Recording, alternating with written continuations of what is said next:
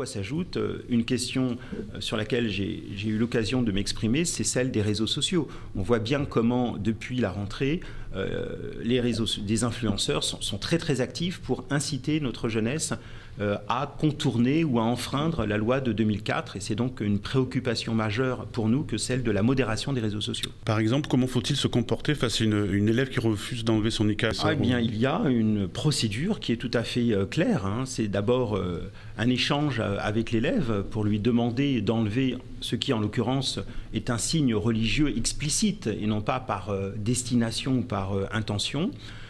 Si elle refuse, il y a des échanges avec la famille. Et puis, si ces échanges n'aboutissent pas, il faut passer à l'étape des sanctions.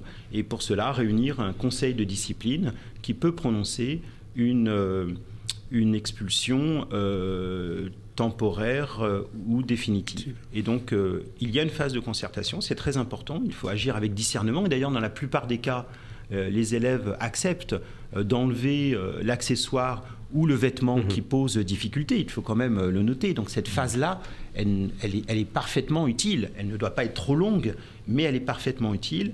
Et puis, si elle n'aboutit pas, il faut passer à l'étape des sanctions. Et de ce point de vue-là, nous sommes tout à fait fermes à ce sujet. Il faut à la fois du sang-froid, du discernement, mais aussi de la fermeté pour faire appliquer la loi de 2004.